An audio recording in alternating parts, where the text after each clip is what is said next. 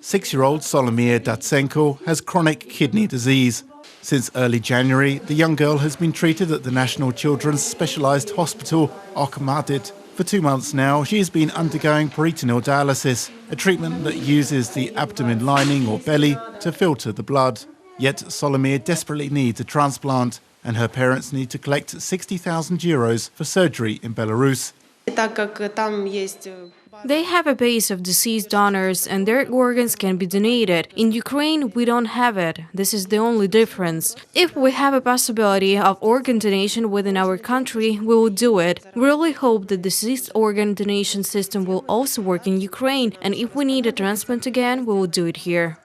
In 1999, the Ukrainian parliament adopted the first law on organ transplantation from relatives and deceased donors. However, the mechanisms weren't clearly specified, and therefore only organ donations from relatives developed in Ukraine.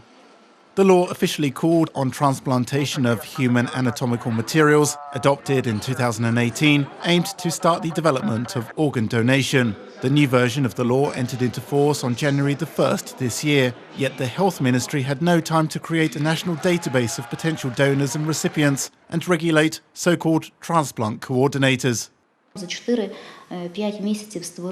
It is impossible to create such a powerful system as the national transplantation system within 4 or 5 months. It was necessary to announce the tender and choose the winner. That takes several months. It was necessary not only to develop 9 registries, but also fill them with information.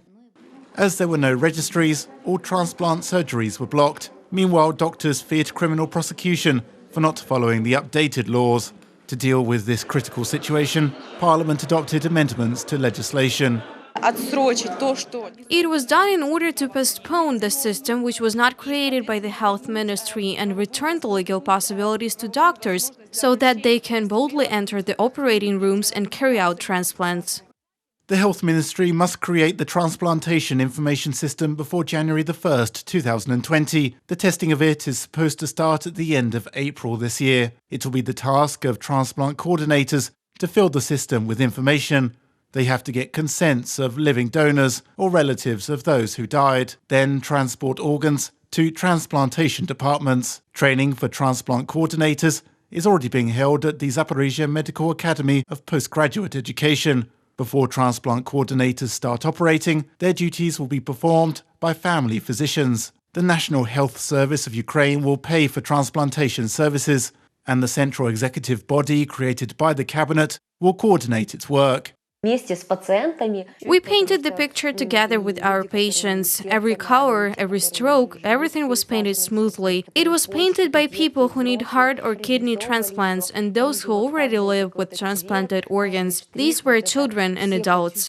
Irina Zaslavets is showing us a picture from a recent press conference. She's the head of a public organization that gathered doctors, patients, law enforcement officers, as well as Ukrainian and foreign transplant surgeons. In some countries, up to 500 people can be involved in delivering one donor organ to a recipient. It took Belarus some 10 years to develop transplantology. Initially, the country had the presumption of consent. In Ukraine, where the presumption of non-consent is still in force, the country has to work with society to counter myths and legends about transplants. Ukraine's intensive care units also must be changed and re-equipped. Currently, an estimated 1 to 2% of healthcare facilities have equipment for diagnosing brain death. If we consider Belarus as an example, they started with equipping their intensive care units with all the necessary equipment. It is necessary not only for transplantations, it is the basic equipment for intensive care units. They also oblige doctors to identify potential donors and report them. Neglecting these reports was equal to leaving a recipient for dead. This is a very effective mechanism.